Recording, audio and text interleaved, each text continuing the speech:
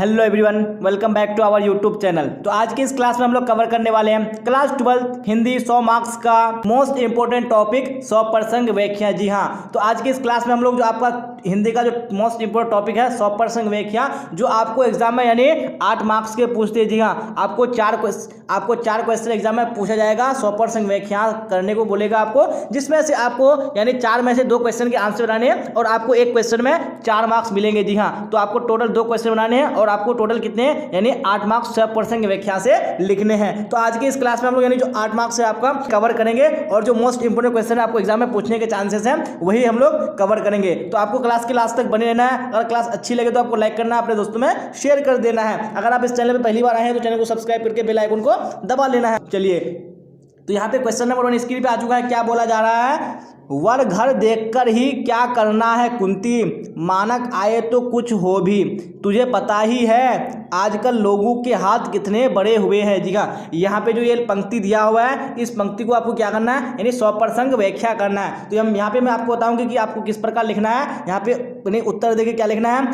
प्रस्तुत पंक्तियाँ, जी हाँ, जो प्रस्तुत पंक्तियाँ मोहन राकेश द्वारा रचित एकांकी से उद्धृत है। जी हाँ, यानी जो एकांकी है किसकी? मोहन राकेश की, उसी से क्या है उद्धृत है, नहीं उसी से ली गई है।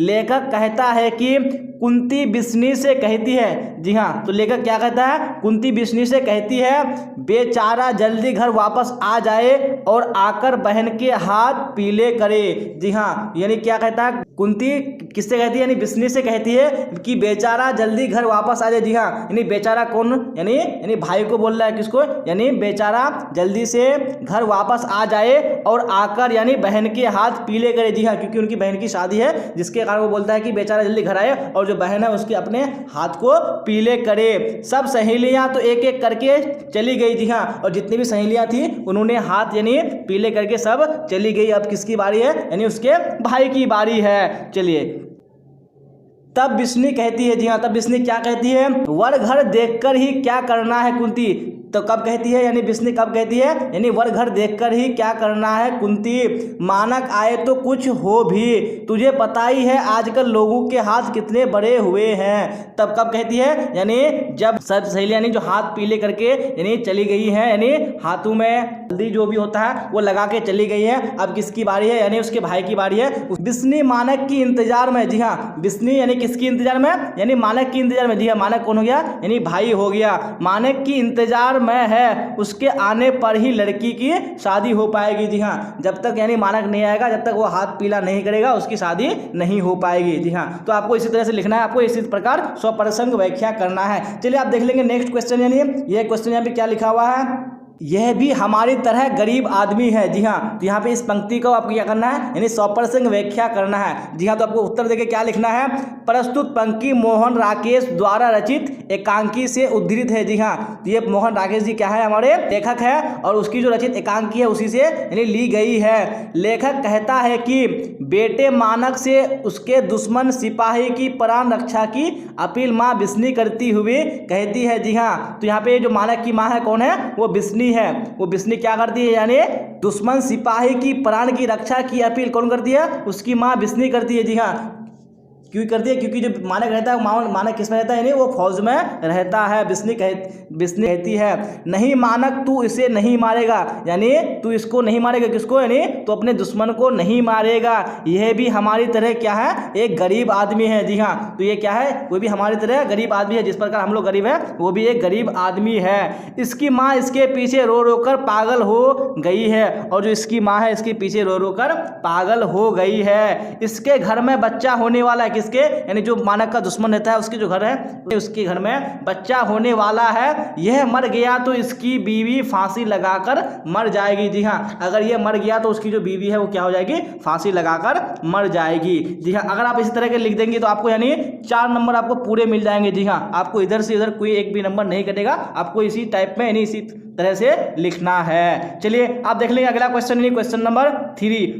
नहीं फौजी वहां लड़ने के लिए हैं, वे नहीं भाग सकते, जो फौज छोड़कर भागता है उसे गोली मार दी जाती है। जी हाँ, तो इस जो यहाँ पे जो पंक्तियां दी हुई है आपको इन पंक्तियों का 100% व्याख्या करना है। चलिए तो यहाँ पे हम लोग आंसर को देख लेते हैं। क्या है आंसर में? प्रस्तुत पंक्तियां मोहन राकेश द्वारा रचित एकांकी से उद्धृत है। जी हाँ, ये किससे ली गई है? नहीं, मोहन राकेश द्वारा जो लिखी हुई एकांकी है उसी से ली गई है। लेखक कहता है कि भागी हुई लड़की जो वर्मा से आई है। जी हाँ, जो लड़की वर्मा से भागी हुई आई है उससे मुन्नी पूछती है कि तुम जिस रास्ते से आई हो उस रास्ते से फौजी नहीं भागकर आ सकते। जी हाँ, यानी जिस रास्ते से यानी जो लड़की भागकर आई है वो उससे पूछती है कि जिस रास्ते से तुम आई हो इस रास्ते से फौजी यानी कभी भी भागकर नहीं आ सकते, तुम कैसे आ गई, उससे पूछती है। तब देख लेंगे हम लोग यहाँ पे जो लड़की है, लड़की क्या यानी उत्तर देती है, क्या जवाब देती है। चलिए तो यहाँ पे देख लेते हैं। तब लड़की उत्तर देती है। जी हाँ, तब जवाब देती है नहीं, फौजी वहाँ लड़ने के लिए हैं, वे भाग नहीं सकते। जी हाँ, वो क्या जवाब देती है? जो फौजी है वो क्या है? वहाँ लड़ने के लिए है, वो कभी नहीं भाग सकते। जो फौज छोड़कर भागता है उसे गोली मार दी जाती है। जी हाँ, जो फौज छोड़ देता है उसको गोली मार दी जाती है। बिस्नी सिहर उठी। जी हाँ, ये बात सुनकर बिस्नी क्या होगी? सिहर यानी कपा उठी।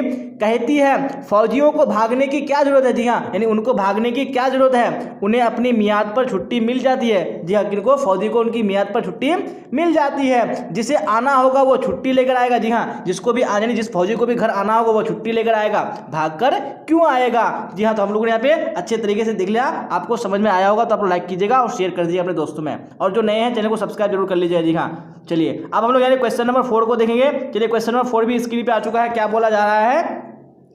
प्रत्येक पत्नी अपने पति को बहुत कुछ उसी दृष्टि से देखती है जिस दृष्टि से लता अपने वृक्ष को देखती है। यहाँ पे जो पंक्तियां हैं इस पंक्तियों को आपको क्या करना है? 100% व्याख्या करना है। चलिए देखिए, क्वेश्चन काफी इंपॉर्टेंट है, 2018 के एग्जाम में पूछा जा चुका है, काफी इंपॉर्टेंट क्वेश्चन है, तो ध्यान से आप लोग आंसर को देखिएगा।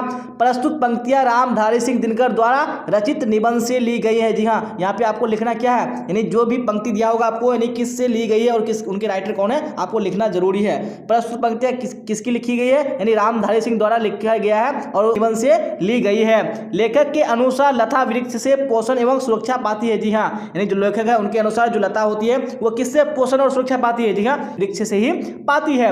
अतः वह वृक्ष पर ही निर्भर रहती है। जी हाँ, तो लता किस पर निर्भर रहती है? वृक्ष पर ही निर्भर रहती है।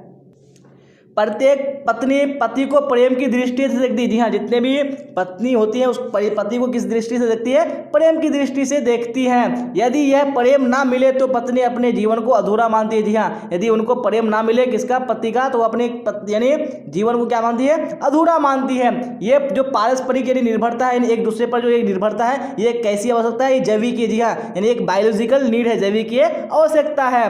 पुरुष स्त्री को प्रेम एवं सुरक्षा प्रदान करता है। जी हाँ, जिस प्रकार यानी वृक्ष लता को क्या करता है, यानी पोषण और सुरक्षा प्रदान करता है, उसी प्रकार यानी पुरुष क्या करता है? स्त्री को प्रेम एवं सुरक्षा प्रदान करता है। पत्नी पति के लिए फूलों सा आनंद में भार है। जी हाँ, जो पत्नी है वो पति के लिए कैसा भार है? जी हाँ, यानी फूलों सा आनंद में भार है। जी हाँ, जिस प्रकार यानी पेड़ों पर जो फूलों का भार होता है वो कैसा भार होता है? जी हाँ, आनंद में भार होता है। उस भार से उसको कोई परेशानी कोई दिक्कत नहीं होती है, उसको और भी आनंद लगता है। ठीक उसी प्रकार यानी पत्नी पति के लिए होता है। चलिए तो हम लोगों ने यहाँ पे देख लिया। अगर आपको क्लास अच्छी लगे तो आपको लाइक कर देना है। अगर आप इसी तरह से आंसर लिख लेंगे तो आपको एक एक क्वेश्चन में 4 नंबर पूरे मिल जाएंगे। जी हाँ, आपको 2 क्वेश्चन यानी 100% व्याख्या से पूछेगा और आपको 8 नंबर पूरा मिल जाएगा। चलिए तो आज की क्लास में बस इतना ही। क्लास अच्छी लगे तो लाइक करना है और अपने दोस्तों में शेयर कर देना है। अगर आप इस तरह से सारे सब्जेक्ट क्वेश्चन चाहती है तो आप लोग कमेंट बॉक्स में बताइएगा, मैं सब सब्जेक्ट का लेके आऊँगा। चलिए आज की क्लास में बस इतना ही, फिर मिलेंगे अगली क्लास में। Till then bye bye, tata, see you on the next class.